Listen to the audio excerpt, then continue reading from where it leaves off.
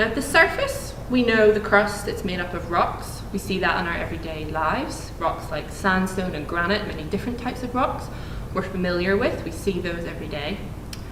But what's inside the Earth when we go deeper beyond that skin? Well, at the very center of the Earth lies the core, just like the stone. And this is like a planet inside the planet. It's the same size as about the moon in the night sky, and it's very different to the rest of the Earth, like the stone is different to the rest of the peach.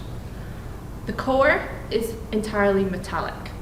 It's made up of about 95% iron, about 4% nickel, and about 1% of other stuff that we're not quite sure about. At the very center of the Earth, you can imagine as you go deeper, things get hotter and hotter and hotter. At the very center, it is 4,000 times hotter than what we experience at the Earth's surface.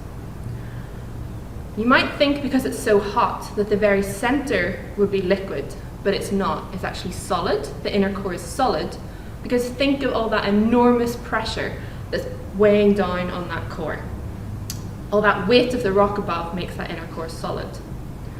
It is, however, surrounded, not like the beach, but it is surrounded by a liquid outer core. And because that outer core is liquid, it can move, it can convect. And that motion of the liquid iron is what generates our magnetic field. And that magnetic field keeps us safe and protects us from harmful solar radiation and allows life on Earth to thrive. Between this core and the crust lies the bulk of Earth, the mantle, which is just like the flesh on the peach. The mantle, like the peach, is 84% of the volume of Earth. It's most of Earth, but we can't get to it.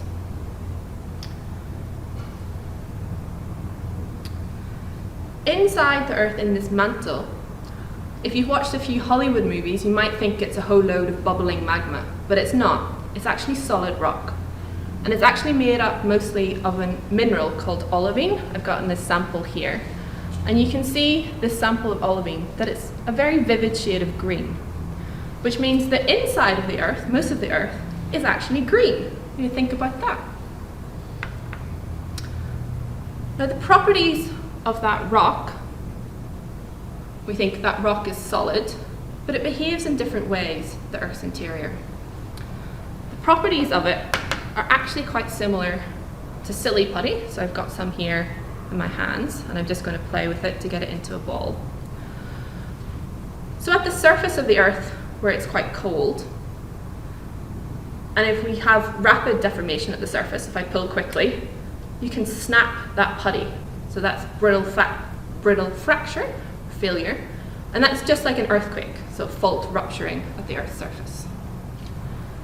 Deeper in the Earth, over short time scales, the Earth's mantle actually behaves like an elastic medium.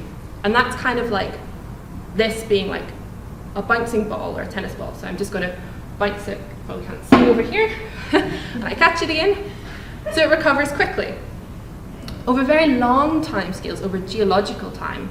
So I've now been playing with this ball and it's quite warm, deep in the Earth. And over long time scales, if I pull very slowly, you can see that the putty starts to flow. It's not going to break, it just starts to deform very slowly, and it's not going to recover that deformation. It stays in that state. And that's just like the Earth's interior. The mantle, over long geological time, it can flow and convect, and ultimately that's what drives plate tectonics at Earth's surface. Next time you're in the kitchen, chopping an onion or eating a peach, no doubt you'll remember all the three main layers of the Earth: the crust, the mantle, and the core.